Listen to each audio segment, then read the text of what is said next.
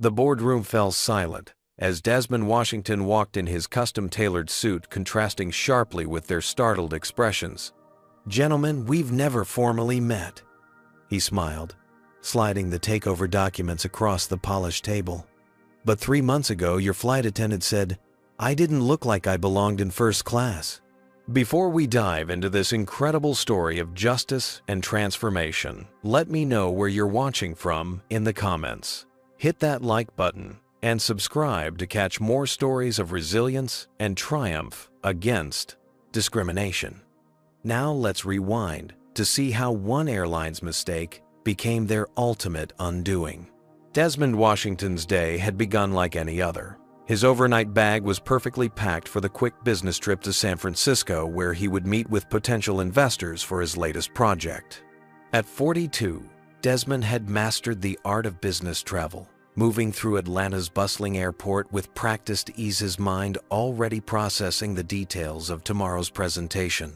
When he approached the gate for Atlantic Airways Flight 1876, he nodded politely to the gate agent who scanned his first-class boarding pass without looking up. As one of the first passengers to board, Desmond settled into his window seat in the first-class cabin, 2 amperes placing his leather briefcase beneath the seat in front of him. He declined the offered pre-flight champagne instead, requesting still water as he reviewed his notes one final time. The cabin gradually filled with other first-class passengers, predominantly white executives, in business attire similar to his own. Desmond noticed a few glances in his direction, but paid them little mind. After 15 years as a successful investment banker, he was accustomed to being one of the few black faces in premium cabins. A flight attendant approached her name tag reading Brenda Miller. Her smile faltered slightly as she looked at him. "Excuse me, sir. Can I see your boarding pass?" Desmond reached into his jacket pocket and produced the document. Of course. Brenda scrutinized it longer than seemed necessary before returning it. "Thank you, sir." She moved on but returned barely 2 minutes later. "I'm sorry, but could I see some identification as well?" Desmond raised an eyebrow, but complied, presenting his driver's license. Around him, he noted that none of the other first-class passengers were being subjected to the same scrutiny. The woman across the aisle had boarded after him, yet hadn't been asked for verification at all. "Is there a problem?" he asked, calmly. "Just routine checks," Brenda replied, though her tone suggested otherwise. She returned his ID and walked to the front of the cabin, where she whispered something to another flight attendant, Thomas Reed, who glanced back at Desmond with an unreadable expression. Desmond noticed a distinguished older white man in seat 3C watching the interaction with interest. The man wore an expensive watch and had the confident bearing of someone accustomed to authority. Their eyes met briefly before the man returned his attention to his newspaper. Just as the cabin door was about to close, Brenda approached Desmond again, this time with an apologetic but unconvincing smile. "Sir, I'm afraid there's been a computer error with your seating assignment. We need to relocate you to economy." Desmond looked around the cabin, noting 2 empty first-class seats. "I see available seats right here in first class. Those are reserved for our platinum members who might be connecting from delayed flights," Brenda explained, though Desmond knew this wasn't standard airline policy. "I'm a platinum member myself," Desmond replied evenly, "and I've confirmed my first-class seat twice, including at the gate less than 30 minutes ago." The situation was escalating. Thomas now stood beside Brenda, arms crossed. "Sir, we need you to comply with crew member instructions." "I am complying. I'm sitting in my assigned seat," Desmond responded, his voice remaining measured, despite his rising frustration. The older man in 3C was watching intently now, his newspaper lowered. Desmond noticed his embroidered shirt cuffs bore the monogram WP. "If you continue to be difficult, we'll need to call security," Brenda threatened, loud enough for nearby passengers to hear. Several passengers had begun recording the interaction on their phones. Desmond weighed his options quickly. Making a scene would only reinforce negative stereotypes about black men, regardless of how justified his anger might be. Yet surrendering his rightfully purchased seat felt like accepting injustice. "I'll move to avoid delaying the flight for everyone," Desmond finally said, gathering his belongings with deliberate calm. "But I want it noted that I'm doing so under protest, and I'll be filing a formal complaint about this discriminatory treatment." As he made his way to the economy section, Desmond felt a mixture of familiar disappointment and simmering resolve. This wasn't his first experience with discrimination, but something about this incident, perhaps the public nature of it or the blatant disregard for his status as a paying customer, struck a deeper chord. From his middle seat in economy between two uncomfortable passengers, Desmond observed the flight service throughout the journey. He noticed how white passengers received prompt attention while the few other black passengers had to request service repeatedly. He watched as Brenda cheerfully chatted with the older man from 3C, who appeared to be someone of importance based on her deferential manner. While the plane cruised at 35,000 feet, Desmond recalled similar incidents reported about Atlantic Airways. Just last year, a black doctor had been questioned when responding to a medical emergency on board. 6 months before that, a black executive had been removed from a flight after a white passenger claimed to feel uncomfortable sitting next to him. The airline had issued standard apologies, but clearly hadn't addressed the underlying issues. By the time the plane touched down in San Francisco, what had begun as indignation had crystallized into determination. Desmond Washington didn't just want an apology. He wanted change. And as he stepped into the terminal, he was already formulating a plan that would shake Atlantic Airways to its core. To understand why Desmond Washington was uniquely positioned to challenge Atlantic Airways, one needs to understand his journey, a path defined by both extraordinary talent and the constant headwinds of racial bias. Desmond grew up in South Chicago's Inglewood neighborhood, where his childhood window overlooked both the harsh realities of urban poverty and the distant gleaming towers of financial prosperity. His mother, Eleanor Washington, worked 3 jobs: hospital custodian by day, office cleaner in the evenings, and weekend shifts at a laundromat to keep their small apartment and put food on the table after his father abandoned them when Desmond was just 4 years old. "Never let someone else define your worth," Eleanor would tell him each morning before school. "Your value isn't determined by what others think of you, but by what you know you can accomplish." Even as a child, Desmond displayed an unusual aptitude for numbers and business. At 12, he organized a neighborhood lawn mowing service, coordinating 5 friends to cover more territory. By 14, he had expanded to snow removal in winter and was managing the schedules and earnings of 8 neighborhood kids. He meticulously tracked expenses, revenues, and profit margins in a worn composition notebook, reinvesting earnings to purchase better equipment. Despite attending an underfunded public school where college counseling was virtually non-existent, Desmond's academic excellence caught the attention of a visiting recruiter from Northwestern University. With his perfect SAT scores and impressive entrepreneurial experience, Desmond secured a full scholarship. At Northwestern, the culture shock was immediate.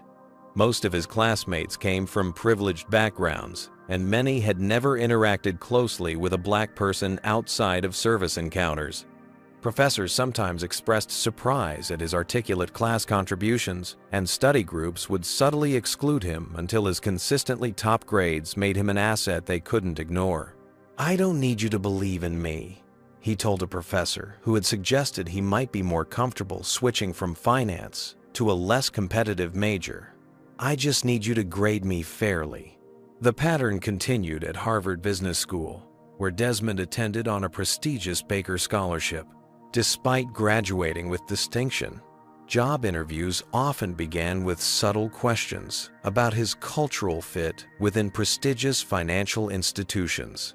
Undeterred, Desmond spent 5 years at Goldman Sachs, where he consistently outperformed peers but was passed over twice for promotions that went to less qualified white colleagues. Rather than fighting a system designed to limit his advancement, he decided to create his own path. In 2008, As financial markets crashed around the world, Desmond took the bold step of founding Zenith Capital Partners with his modest savings and the backing of 2 former clients who recognized his exceptional talent. Starting in a small office with just 2 employees, he built a reputation for identifying undervalued companies with growth potential, particularly in underserved markets. By 2015, Zenith Capital had grown to manage over $1.2 billion in assets. By 2022, that figure had ballooned to $5.8 billion, with Desmond developing a specialty in ethical investment strategies that produced returns consistently outpacing the market. His latest project involved creating an investment fund focused exclusively on companies with proven ethical practices and meaningful diversity initiatives. Not as charity, but because his data showed such companies outperformed their peers in the long term. Throughout his rise, Desmond encountered persistent discrimination. Luxury car dealerships would ignore him until he mentioned his budget. Restaurant hosts would attempt to seat him near kitchens despite available tables by windows. Security guards would follow him in high-end stores. At industry events, people would often mistake him for waitstaff rather than a fellow executive. Desmond developed a method for addressing these slights, never with public confrontation, but with quiet, methodical actions that created lasting consequences. When a country club denied his membership application despite his qualifications, he didn't sue. He purchased the adjacent land and built a more exclusive club that quickly drew away their most prestigious members. When a financial publication consistently overlooked Zenith Capital's accomplishments, he didn't complain. He acquired the magazine and transformed its coverage of minority-owned businesses. Success isn't just about wealth. He often told the interns he mentored many from backgrounds similar to his own. It's about wielding influence for change. Money is merely a tool. The real currency is impact. As his private jet flew him back to Chicago from business meetings, Desmond would sometimes reflect on the contrast between his current life and his childhood, watching planes cross the sky from his apartment window, wondering what it might be like to travel beyond the confines of his neighborhood. He had accomplished what many would consider the American dream, but he remained acutely aware that the path remained unnecessarily difficult for those who looked like him. Desmond had built his career by identifying opportunities others missed and systematically capitalizing on them. As he contemplated the discrimination he'd faced on Atlantic Airways, Flight 1876, he didn't just see an insult to be addressed. He saw a system in need of transformation. And transformation was precisely what Desmond Washington did best. The evening after the flight incident, Desmond stood before the floor-to-ceiling windows of his San Francisco penthouse, the city lights twinkling below as he held a phone to his ear. His reflection in the glass showed a man outwardly composed, but with eyes burning with purpose. "Jason, I need you to pull together everything we have on the commercial airline industry, particularly Atlantic Airways," he instructed his chief research analyst. "Ownership structure, financial performance, market position, corporate culture, everything. And I want it by morning." Desmond ended the call and opened his laptop. While his team would provide comprehensive analysis, he preferred to begin with his own research. It gave him a framework to better evaluate their findings and often revealed angles others might miss. Atlantic Airways, he discovered, was the third largest carrier in the domestic market with a growing international presence. The airline itself was a subsidiary of Skyward Holdings, a publicly traded company that also owned a regional carrier and a cargo airline. Skyward Holdings stock had performed inconsistently over the past 18 months, with recent quarterly reports showing declining passenger satisfaction scores. Digging deeper into news archives, Desmond uncovered a troubling pattern. In addition to the incidents he'd recalled during the flight, there were at least 7 discrimination lawsuits filed against Atlantic Airways in the past decade. All had been settled out of court with confidentiality agreements. but court filings revealed allegations of systemic racial bias in everything from hiring practices to in-flight service. A search of social media revealed hundreds of complaints from minority passengers describing experiences similar to his own. Many reported being questioned about their first-class tickets moved from premium cabins without explanation or receiving substandard service compared to white passengers. By midnight, Desmond had shifted his focus to Skyward Holdings' executive team.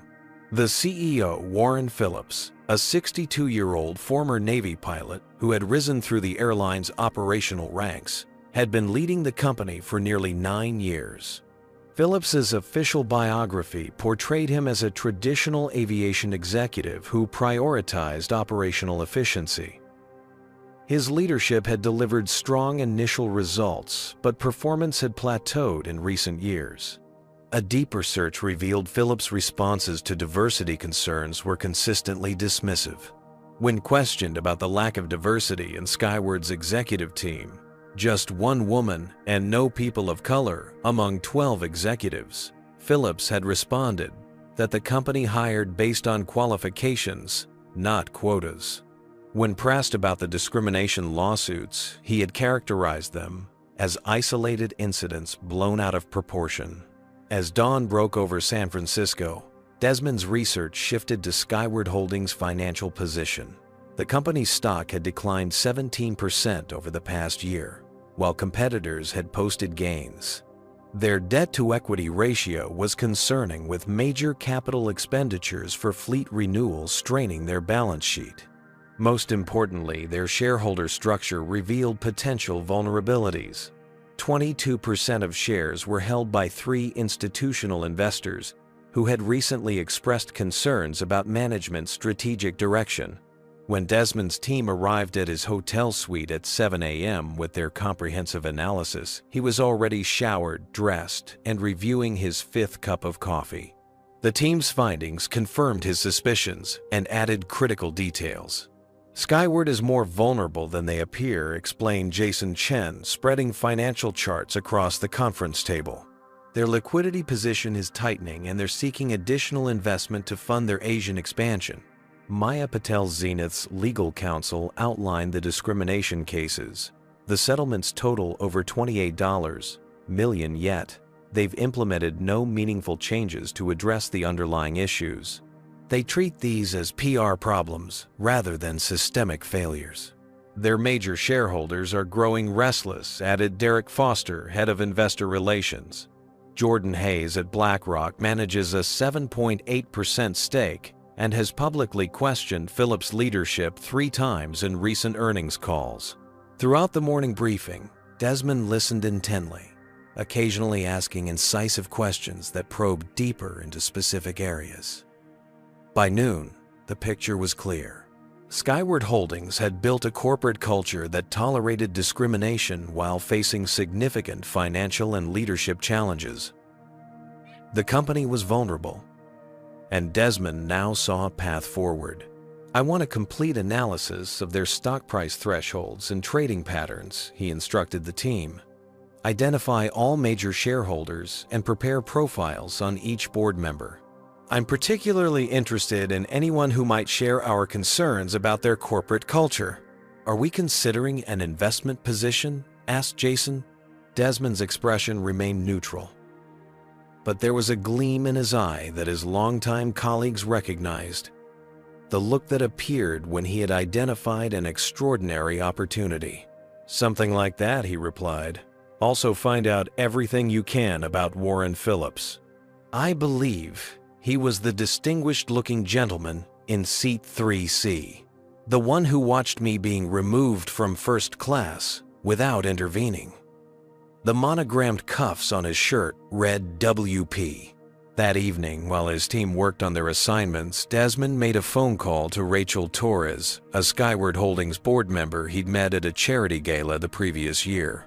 Their conversation was ostensibly about a sustainable investing conference both would be attending, but Desmond skillfully steered it toward corporate governance challenges. Off the record, Rachel confided after Desmond shared a story about transformation at another company. I've been concerned about our culture at Skyward for some time. Warren built an impressive operation, but his approach belongs to a different era. Several of us on the board have tried to push for changes, but we're outnumbered. Cultural transformation is difficult, Desmond agreed. But when leadership resists necessary evolution, sometimes change needs to come from outside. After the call, Desmond stood at the window again, watching planes take off from San Francisco International Airport, their lights tracing paths into the night sky. One of them was an Atlantic Airways flight, its distinctive blue and silver livery catching the last rays of sunset. His phone chimed with a text from his executive assistant, late-night strategy meeting set up for 10 p.m. in the secure conference room. Desmond sent a simple reply. Perfect. This will take precise execution over the next 3 months. The secure conference room at Zenith Capital's San Francisco offices hummed with energy despite the late hour. 6 of Desmond's most trusted team members sat around a gleaming table, each with laptops open and minds focused on the challenge at hand. We need to move carefully, Desmond began, standing at the head of the table. Our goal isn't just to secure a controlling interest in Skyward Holdings. It's to position ourselves to transform the company's culture from the inside out. Maya, the legal counsel, raised her hand. We'll need to avoid triggering SEC disclosure requirements that would alert Phillips and his team to our intentions. Exactly, Desmond nodded. That's why we'll create a series of separate investment vehicles and keep each individual position below the reporting thresholds. On the digital whiteboard, Derek mapped out the corporate structure. They would establish 4 shell companies, each making purchases small enough to fly under regulatory radar, plus a network of partnered investors who would act independently, but in coordination with Zenith's strategy. What's our timeline? Jason asked, already building a financial model on his laptop. 3 months, Desmond replied. Long enough to execute properly, but quick enough to avoid leaks or shifting market conditions. Have you ever wondered what goes through the mind of someone planning a takeover this complex? Comment 1 if you think Desmond's approach is brilliantly strategic, or 2 if you think it's too risky. Don't forget to like and subscribe for more stories of extraordinary business maneuvers and justice served. But what about the crucial allies Desmond would need to make this plan succeed?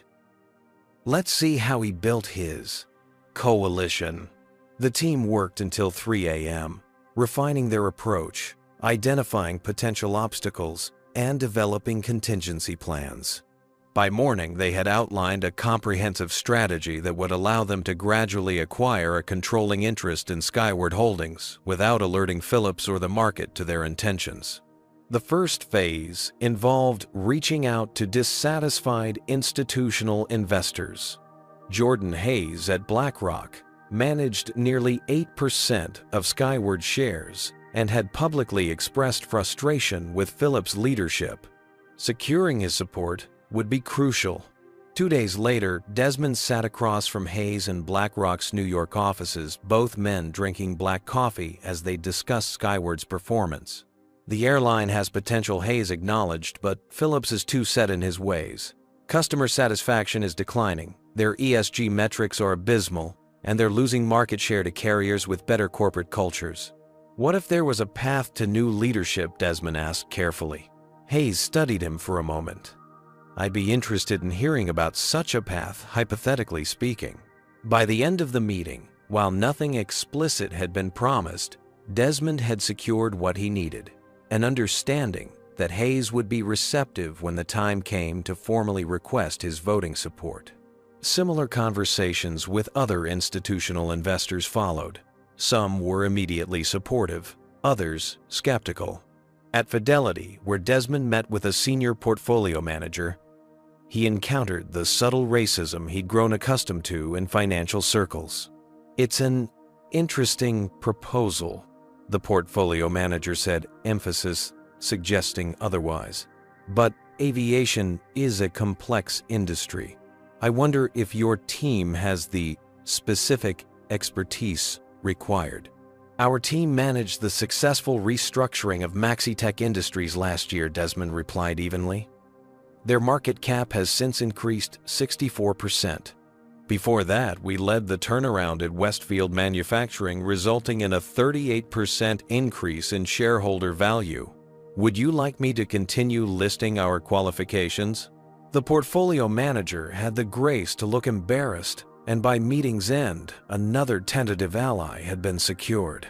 Financing partners proved equally crucial. Desmond met with investment banks, private equity firms, and high-net-worth individuals who shared his vision for corporate transformation. His pitch was compelling, not just morally but financially. Data showed companies with inclusive cultures and strong anti-discrimination practices consistently outperformed their peers. This isn't just about addressing a personal slight, he told potential partners.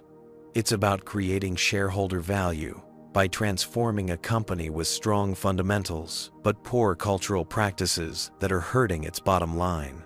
While these high-level discussions continued, Desmond's team executed the technical aspects of their strategy.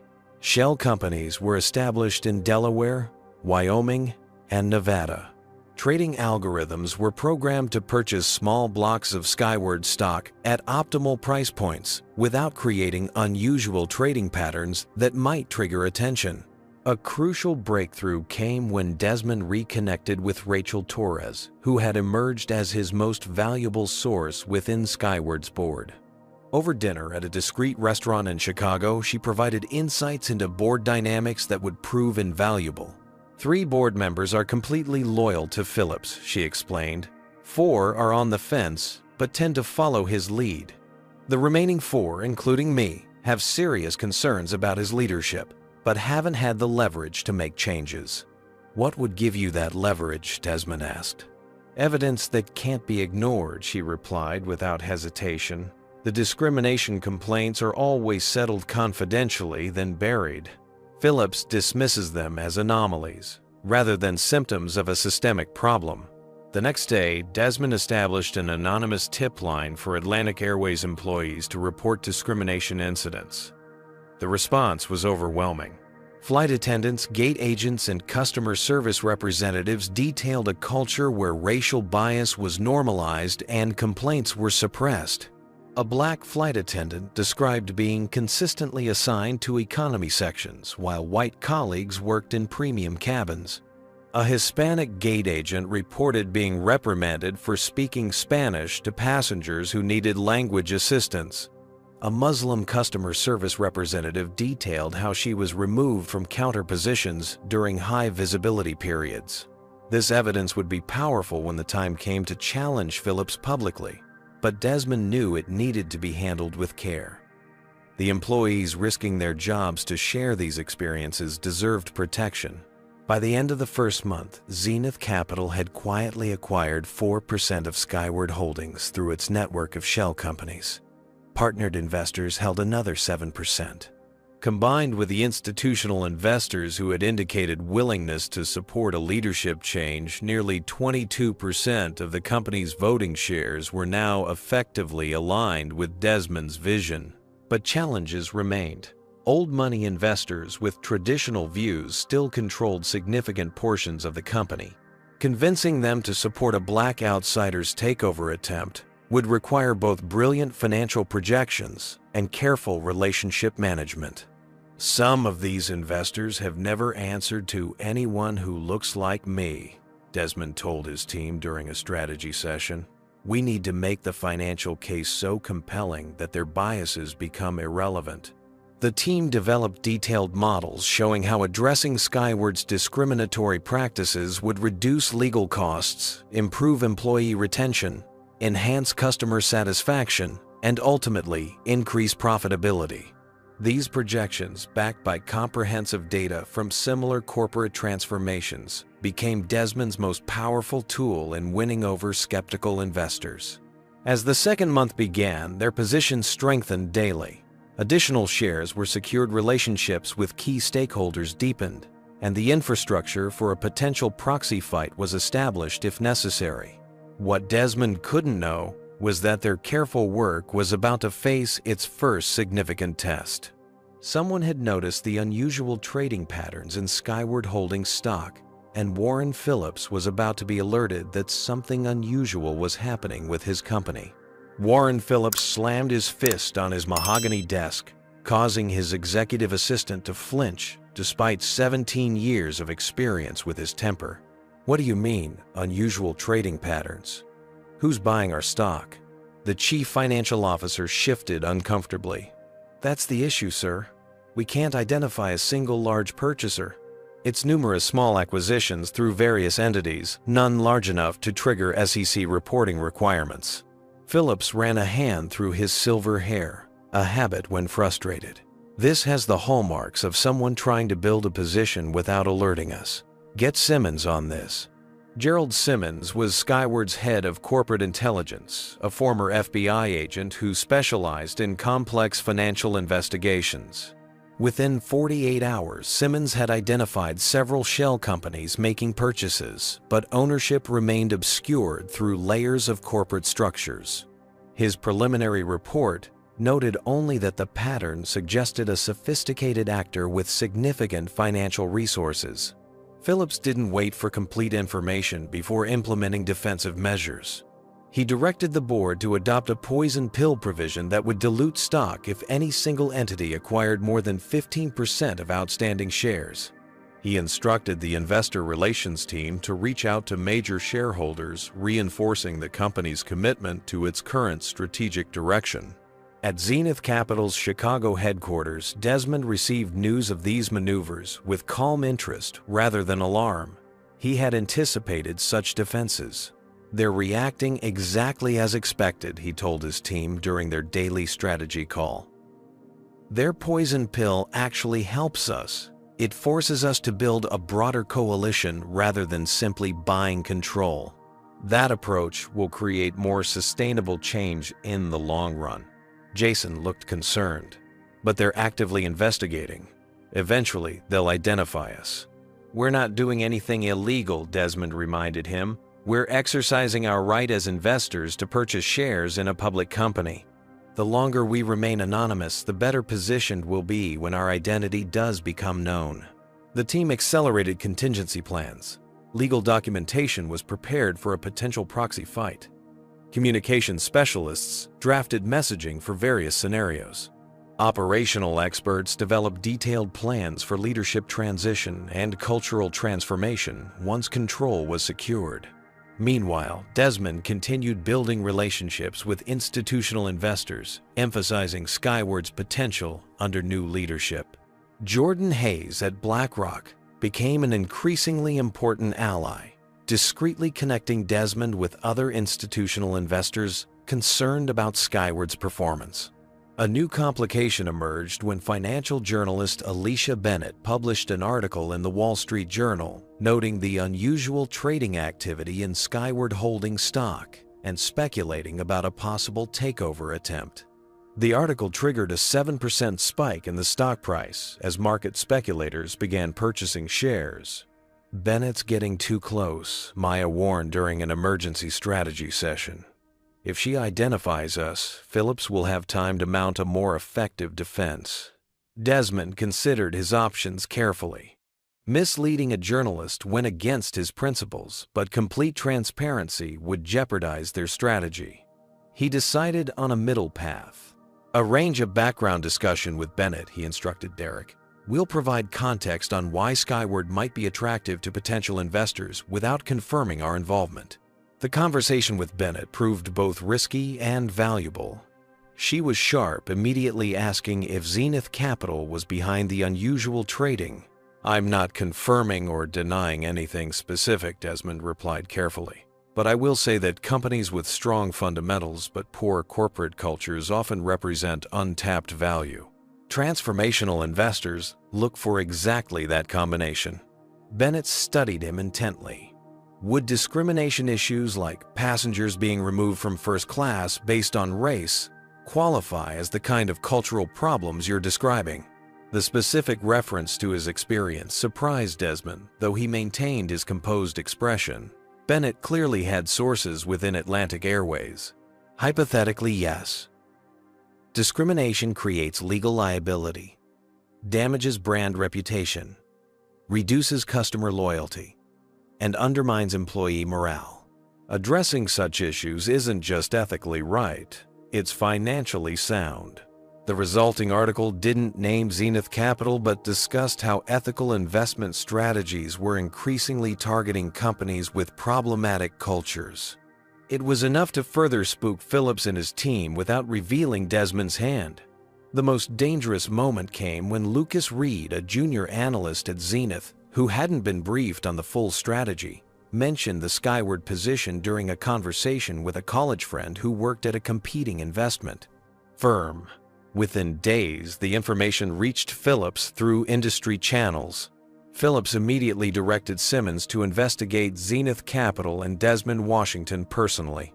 The resulting profile landed on Phillips' desk with a personnel file photo of Desmond that Phillips recognized immediately. "He was on one of our flights," Phillips muttered, the memory surfacing. "There was some issue with his seating." Simmons nodded. "Flight 1876 from Atlanta to San Francisco 3 months ago. He was removed from first class despite having a valid ticket." Phillips waved dismissively. "Standard procedure when there's confusion about seating." According to the report, 2 first-class seats remained empty throughout the flight, Simmons noted carefully. Phillips' face darkened.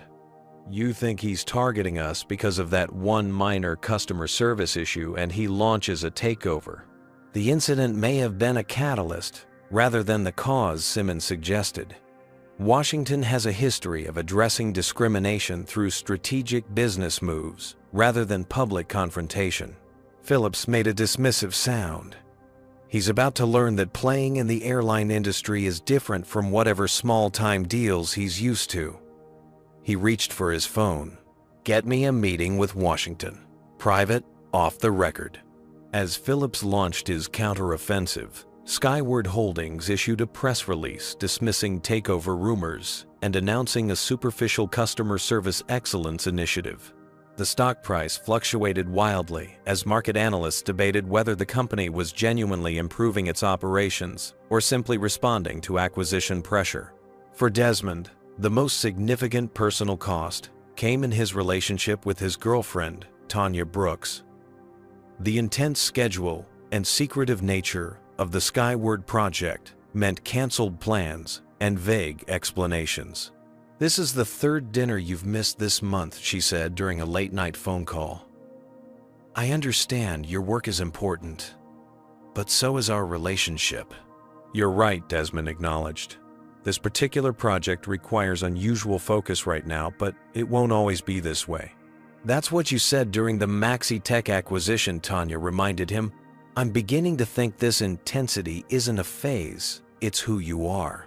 The conversation ended unresolved, adding personal strain to the professional pressure Desmond was navigating. Yet, despite these obstacles, Zenith's position continued to strengthen. By the end of the 2nd month, they controlled 16% of Skyward Holdings through various channels, with supportive institutional investors holding another 18%. Phillips' request for a meeting presented both risk and opportunity. A direct confrontation would force Desmond to reveal his strategy earlier than planned, but it would also give him the chance to measure Phillips personally, to understand the man whose corporate culture had allowed discrimination to flourish. After consulting with his team, Desmond agreed to the meeting, choosing the venue carefully. They would meet not at either company's offices, but at the Metropolitan Club, an exclusive venue where Phillips was a long-standing member. What Desmond didn't anticipate was that this choice would lead to yet another incident of discrimination, one that would dramatically alter the power dynamics between himself and Phillips just as their corporate chess match approached its critical phase. The Metropolitan Club occupied the top 2 floors of a historic Chicago skyscraper, its entrance marked by nothing more than discreet brass plaque and a uniformed doorman. Founded in 1891, the club had only begun accepting black members in 1995, and even now, its membership remained overwhelmingly white and male. Desmond arrived precisely at 7:00 p.m. for his 7:15 meeting with Phillips, dressed in a charcoal Tom Ford suit that had been tailored to perfection. Despite his reservation and the club's strict dress code compliance, the maitre d' regarded him with thinly veiled suspicion. "I'm sorry, sir, but I don't see your name on our guest list," the man said after a deliberately prolonged search through his leather-bound book. "Please, check again," Desmond replied evenly. "Desmond Washington, guest of Warren Phillips, at 7:15. Mr. Phillips is indeed expected, but there's no guest noted," the maitre d' insisted, despite the reservation clearly visible upside down from Desmond's position. Rather than arguing, Desmond took out his phone and dialed Phillips directly. "Warren, I've arrived at the Metropolitan Club, but they seem to have misplaced my reservation." Phillips' voice carried a note of satisfaction. "How unfortunate. Perhaps we should reschedule." "That won't be necessary," Desmond replied smoothly. "I'll wait for you in the lobby." He ended the call and took a seat in one of the lobby's leather armchairs, ignoring the maitre d's discomfort. Desmond recognized the power play for what it was. Phillips attempting to establish dominance by making him wait in the lobby like a supplicant, rather than meeting his equals in the dining room. When Phillips arrived 20 minutes later, he found Desmond not anxiously waiting, but calmly conversing with Judge William Harrington, one of the club's most respected members and a longtime mentor of Desmond's from his Harvard days. The judge had happened to enter the lobby just minutes after Desmond was denied entry. Warren Judge Harrington greeted Phillips with a coolness that suggested their history was complicated. "I see you're meeting with Desmond. Excellent choice. He's one of the brightest financial minds I've encountered in 40 years on the bench." Phillips's attempt to unbalance Desmond had backfired spectacularly. Instead of appearing powerful, he now seemed petty, particularly when the judge personally escorted them to a prime table in the dining room, overriding the maitre d's earlier obstruction. Once seated, Phillips dispensed with pleasantries. "Let's be direct, Washington. You're attempting to acquire control of my company because of a minor seating issue on one of our flights." Desmond regarded him calmly. "Is that your understanding of the situation?" "What else could it be? You were inconvenienced, and now you're pursuing some misguided revenge fantasy. I'm prepared to offer a generous settlement for any perceived discrimination. First-class tickets for life, perhaps." Desmond smiled slightly. "My interest in Skyward Holdings has nothing to do with free tickets, Warren. It's about addressing a corporate culture that tolerates systematic discrimination while delivering subpar returns to shareholders." Phillips' face flushed. "We've had a few isolated customer service incidents, nothing systematic. And our financial performance has underperformed the industry average for 9 consecutive quarters," Desmond finished for him. "Your stock price has declined 17% in a market where your competitors have seen double-digit growth. Employee turnover is at an all-time high. Customer satisfaction scores have dropped for 3 years running. Every airline faces challenges," Phillips dismissed. "Skyward remains a strong company with loyal shareholders who appreciate steady leadership." "Some of your largest shareholders disagree," Desmond replied. "They've expressed concerns about both your operational strategies and your repeated failure to address discrimination complaints." Phillips leaned forward, lowering his voice. "Listen to me carefully. The airline industry has been run by the same type of people for decades. The major players know each other, trust each other. You will never be accepted in those circles, regardless of how many shares you acquire." "That sounds remarkably like the argument used to keep clubs like this exclusively white for most of their history," Desmond observed. Phillips' expression hardened. "I've built this company over 9 years. I won't let an outsider with a grudge dismantle it." "I don't want to dismantle Skyward," Desmond corrected. "I want to transform it into a company where excellence and inclusion aren't seen as contradictory goals." "Noble speech," Phillips sneered. "But I have resources you can't imagine, connections throughout the industry and government. If you continue this hostile action, I'll ensure your reputation is destroyed." "There are ways to make financial irregularities appear where none exist. Desmond had anticipated threats, but the explicitly criminal nature of Phillips's suggestion confirmed his worst assessment of the man's character. "That would be unwise," Desmond said, quietly reaching into his jacket pocket and placing his phone on the table, "especially given that this conversation is being recorded." Phillips' face drained of color. "Illinois is a two-party consent state for recordings," he stammered. "Correct," Desmond acknowledged. "But threatening criminal action against someone isn't protected speech. It falls under extortion exceptions in most jurisdictions, including this one." Phillips glanced around nervously. "No one would believe that you threatened to fabricate financial irregularities to protect your position. I think the SEC and your board would find it quite credible, especially combined with other evidence we've gathered." Desmond put away his phone and stood. "By the way, Zenith Capital currently controls approximately 22% of Skyward Holdings' voting shares. We've identified serious governance failures that have damaged shareholder value, and we're prepared to address them through all available means." Phillips' shock was evident. 22%? That's impossible. Our monitors would have— "Your monitoring systems are as outdated as your management philosophy," Desmond replied. "Now, if you'll excuse me, I have other matters to attend to." As he turned to leave, Phillips grabbed his arm. "This isn't over Washington. No one takes what's mine." Desmond looked pointedly at the hand on his arm until Phillips released him. "Skyward Holdings doesn't belong to you, Warren. It belongs to its shareholders. And soon they'll decide who should lead it into the future."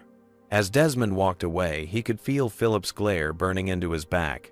The confrontation had confirmed everything his research had suggested about the man, entitled, resistant to change and willing to cross ethical lines to maintain control.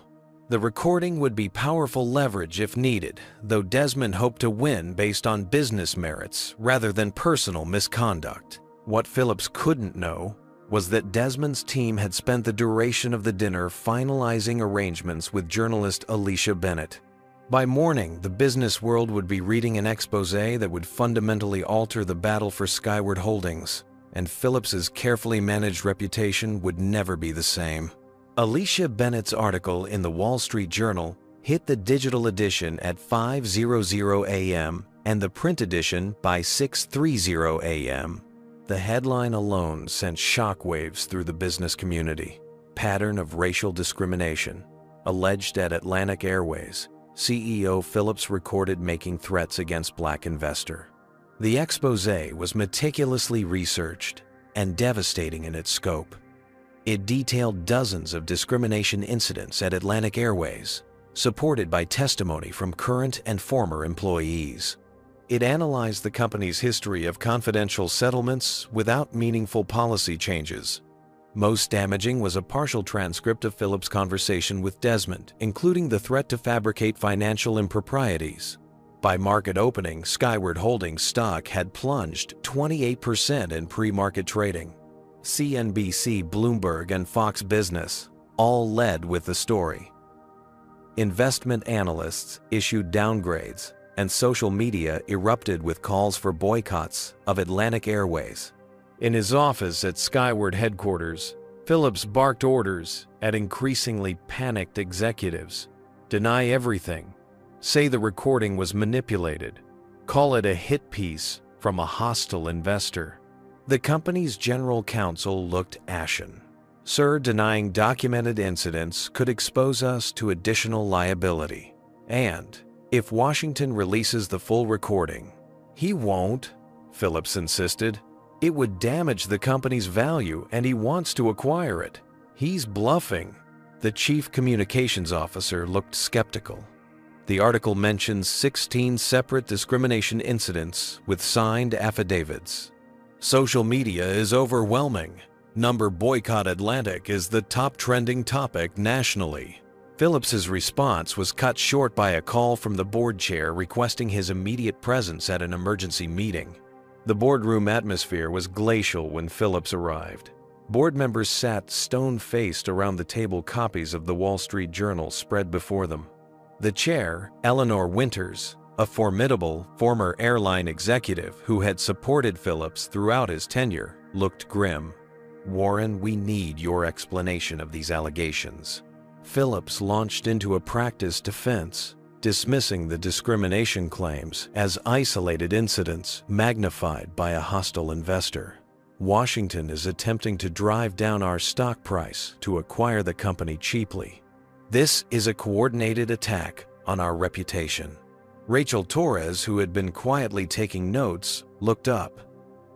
"That doesn't explain the recording of you threatening to fabricate financial improprieties against him."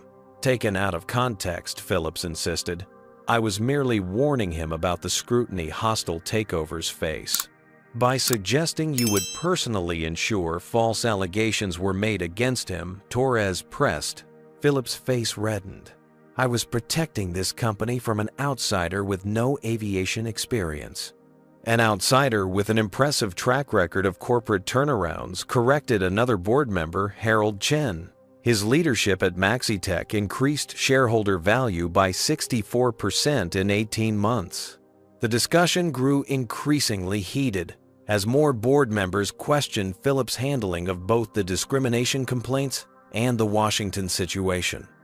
What had begun as a solid wall of support was cracking visibly.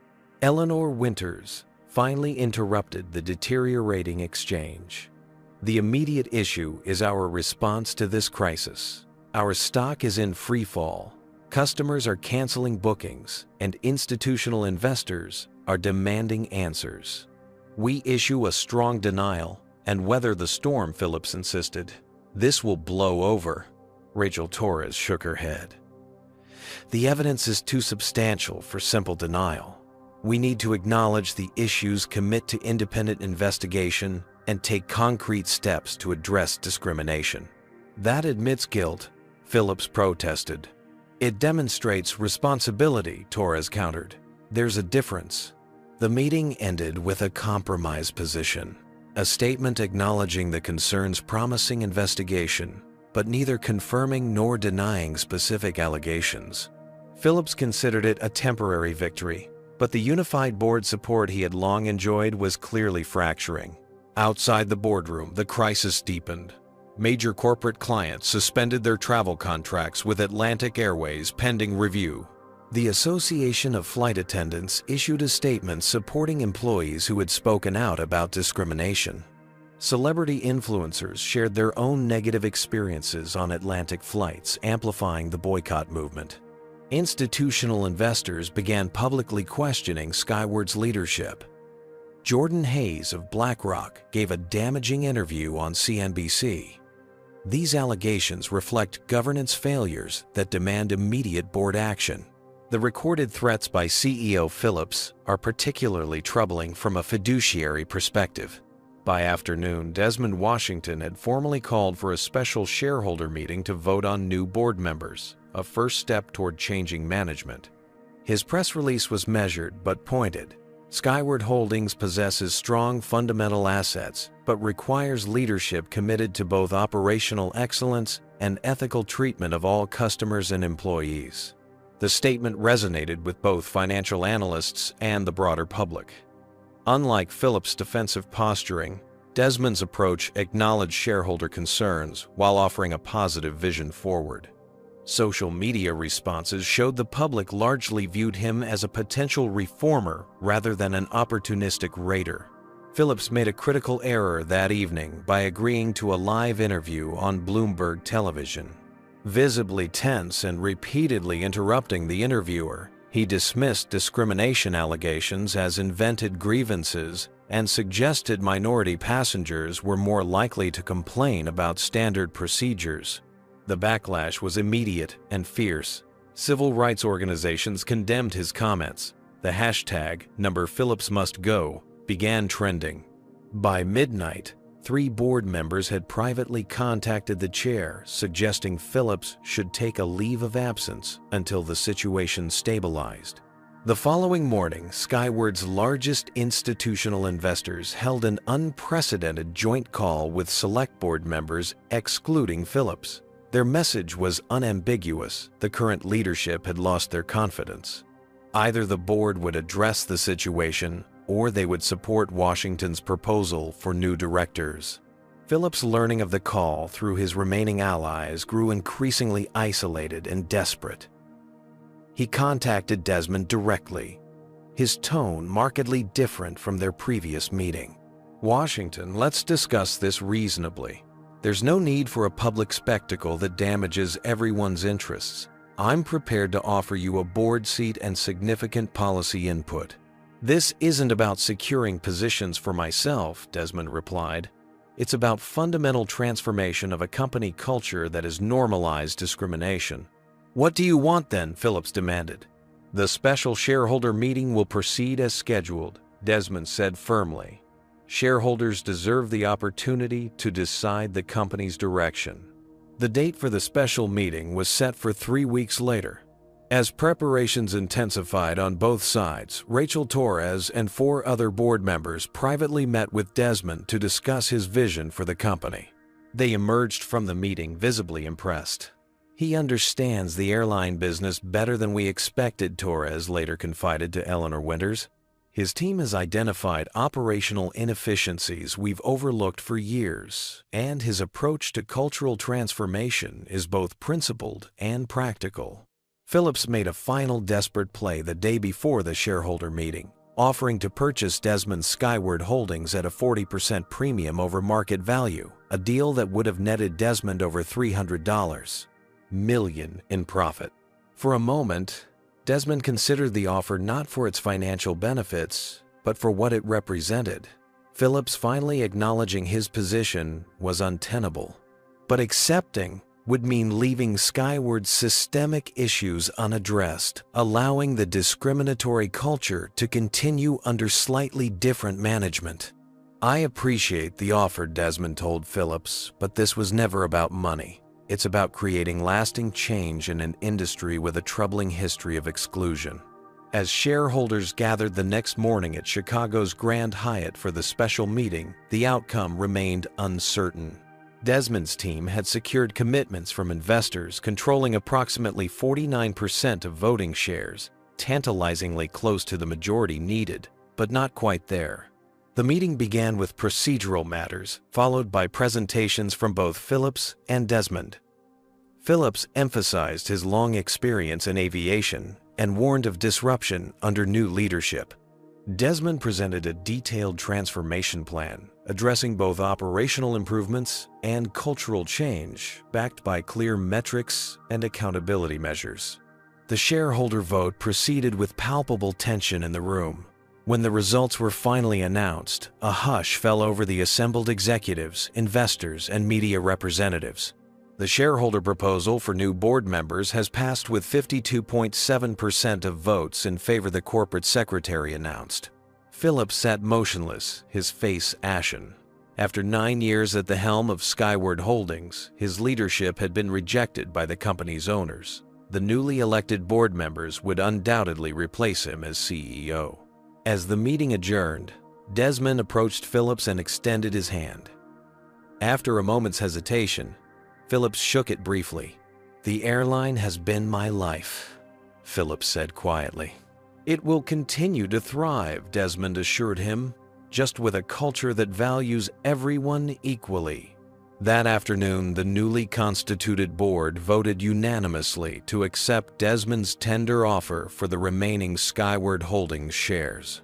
3 years after being humiliated on an Atlantic Airways flight, Desmond Washington had achieved complete ownership of the company. But acquiring control was just the beginning. The real challenge, transforming a deeply entrenched corporate culture, still lay ahead. The weeks following the shareholder vote were a whirlwind of activity. The newly constituted Skyward Holdings board moved quickly to implement leadership changes, with Warren Phillips accepting a generous retirement package in exchange for a smooth transition. Rachel Torres was appointed interim CEO while a search committee considered permanent candidates. Behind the scenes, frantic negotiations continued.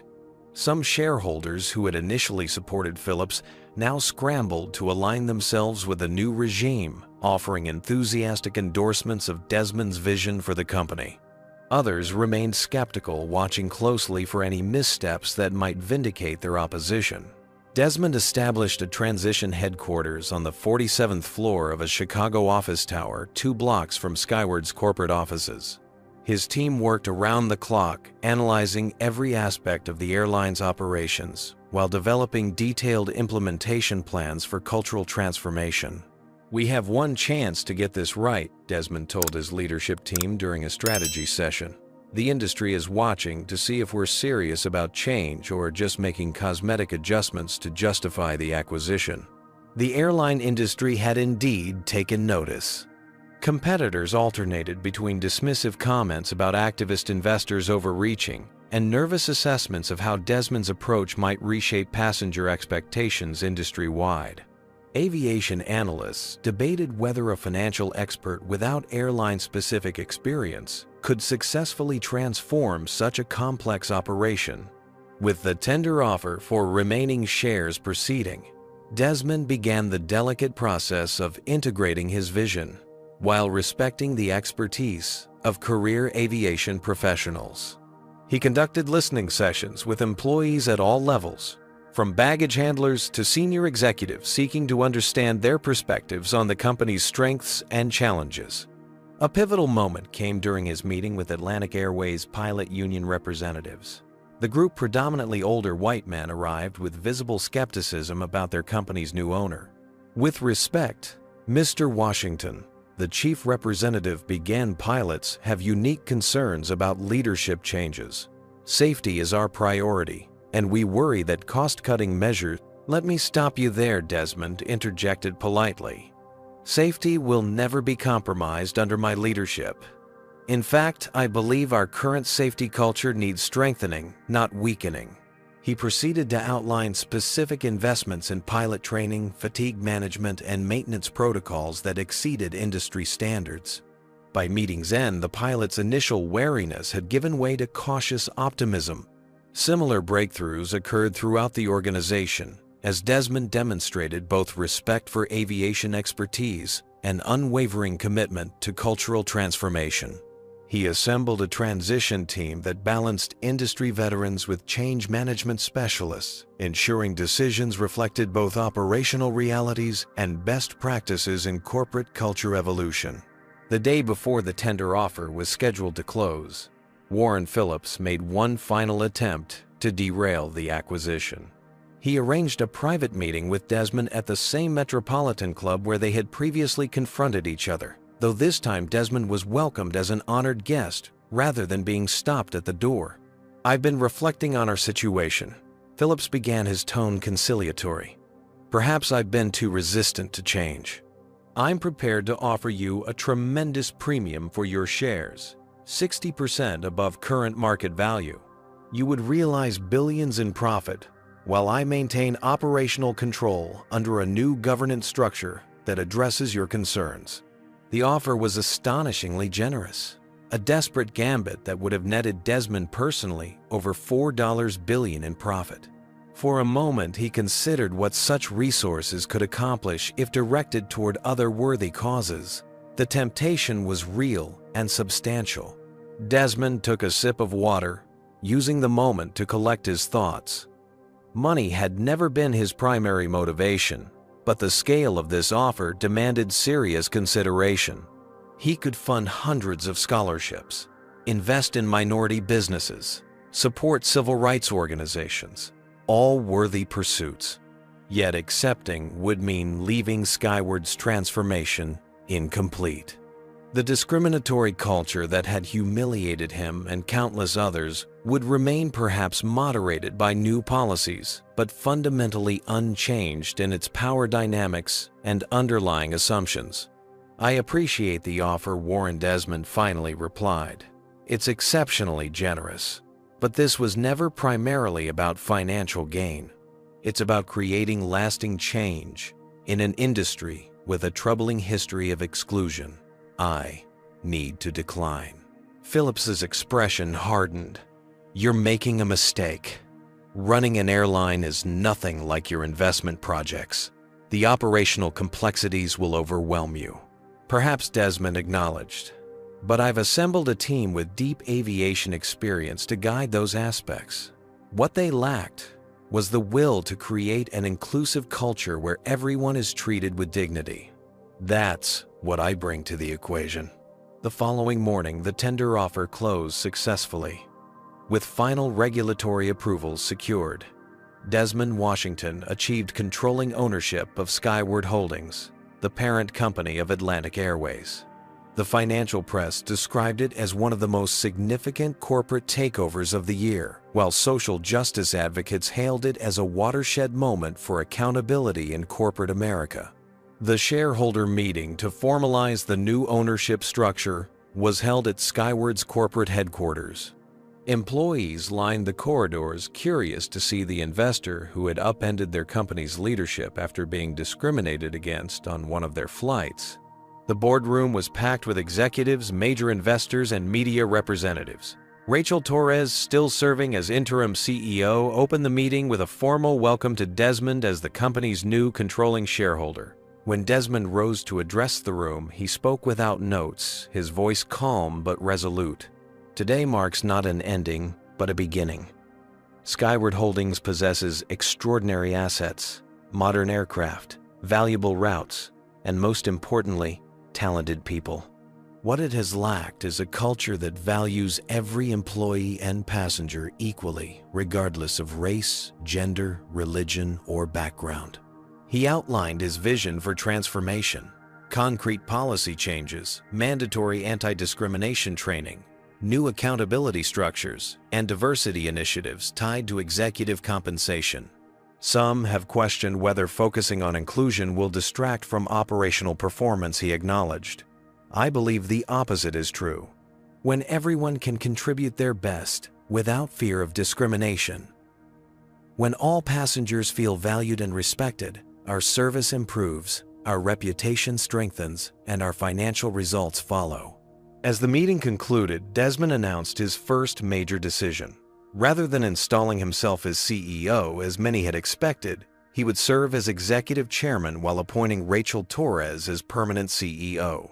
The move signaled both confidence in the existing talent within the organization and commitment to balanced leadership rather than autocratic control. Ms. Torres combines deep operational knowledge with genuine commitment to cultural transformation, Desmond explained. Together with our new executive team, we will build an airline that leads the industry in both performance and inclusivity. The announcement sent Skyward's stock price surging 12% by day's end, a vote of confidence from markets that had initially been skeptical of Desmond's plans. Industry analysts noted that the leadership structure leveraged both Torres's aviation expertise and Desmond's change management skills, a potentially powerful combination. As photographers captured images of Desmond and Torres shaking hands symbolizing the new partnership that would lead Skyward Holdings, few noticed a woman watching from the back of the room, Brenda Miller, the flight attendant who had removed Desmond from first class 3 months earlier. Her expression reflected complicated emotions: uncertainty about her future under new leadership, but also a dawning recognition of the accountability now entering a system that had previously insulated discriminatory behavior. What she couldn't know was that Desmond had already reviewed her personnel file and made a decision about her fate, one that would reflect his philosophy about justice and transformation far more profoundly than simple retribution ever could. 6 months after acquiring Skyward Holdings, Desmond Washington stood in the spacious atrium of the company's headquarters, addressing all employees via live stream. Sunlight streamed through the glass ceiling, symbolizing the transparency he had worked to instill throughout the organization. Today marks an important milestone in our transformation journey, he began. Our quarterly results demonstrate that ethical business practices and financial performance aren't contradictory goals. They're complementary strengths.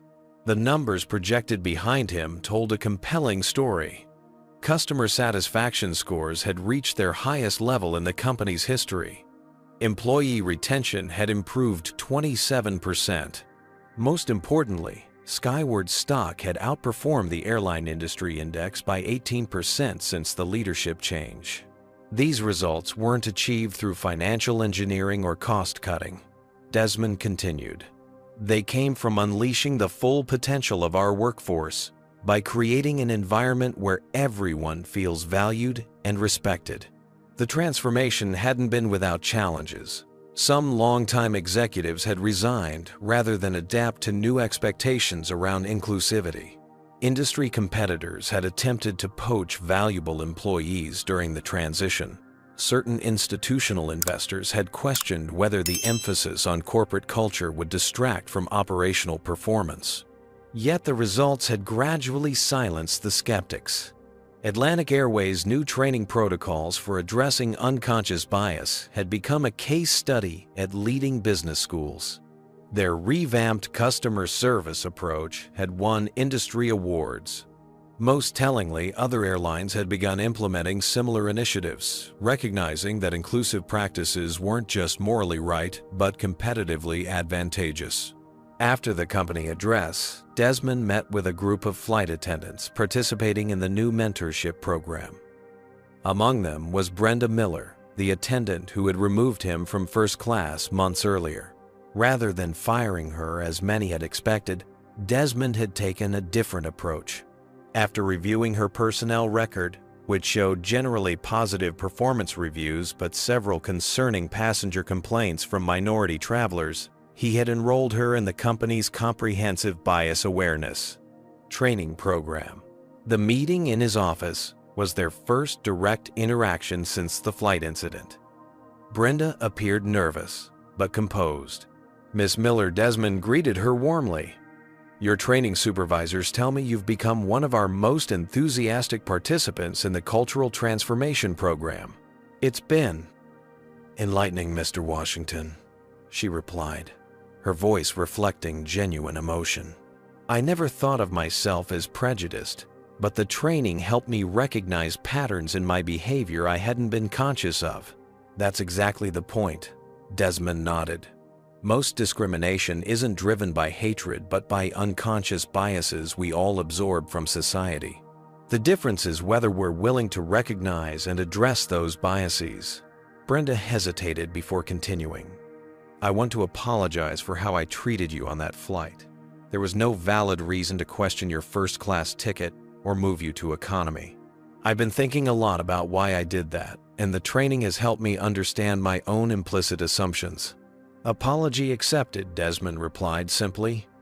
But more important than my forgiveness is your commitment to treating all passengers with equal respect going forward.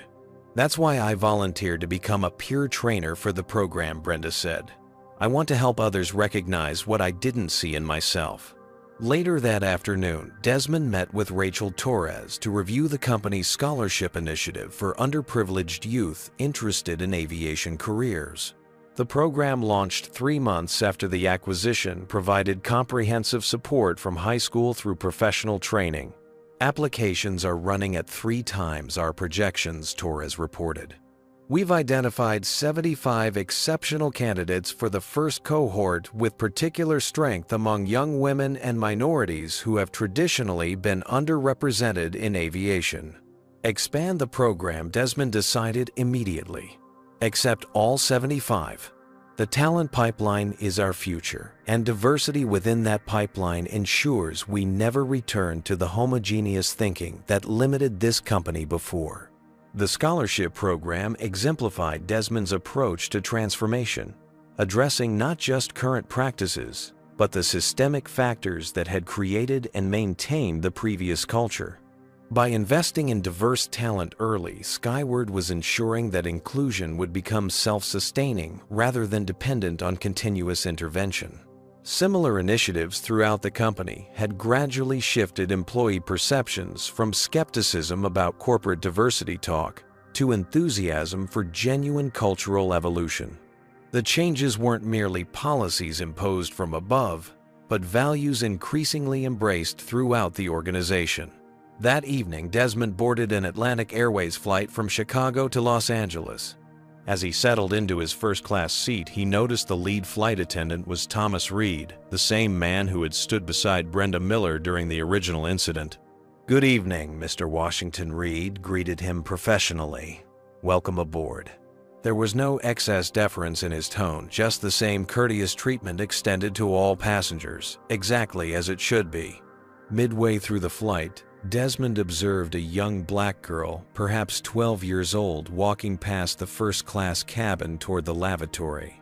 She glanced curiously at the premium section, perhaps imagining herself there someday.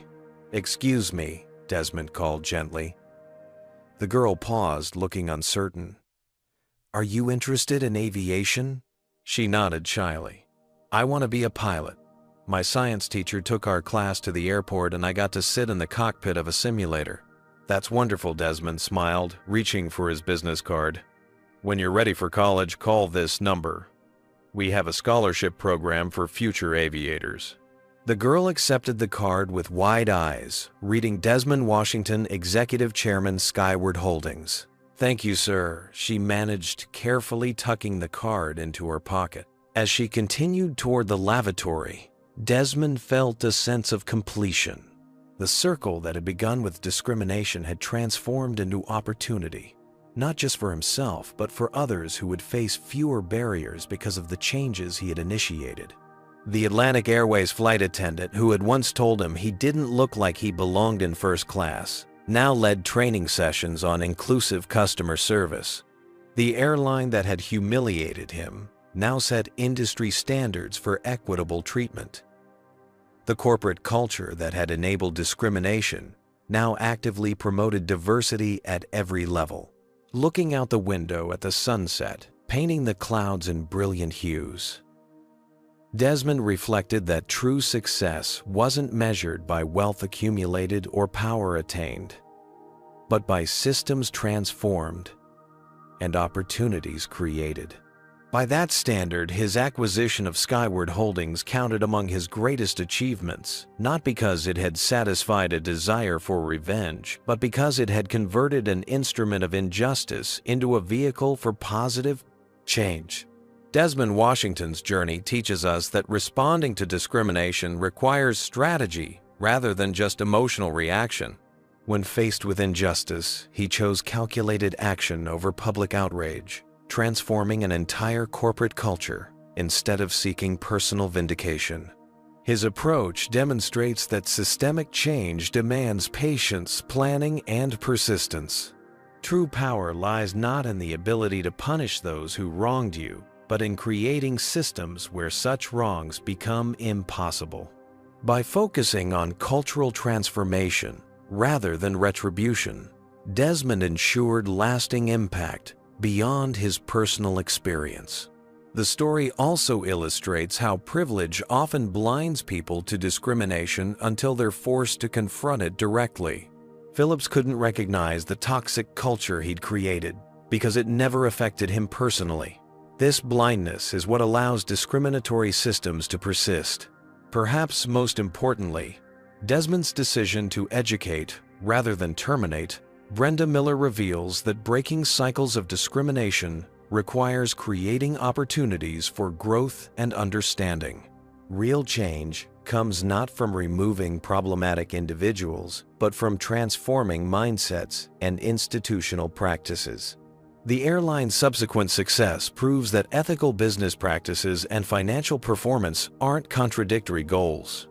By valuing every employee and customer equally, organizations unlock their full potential and create sustainable competitive advantages.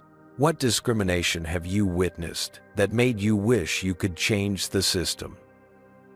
Hit that like button and subscribe for more stories of justice and transformation. Comment below, sharing how you've stood up against discrimination or turned a negative experience into positive change.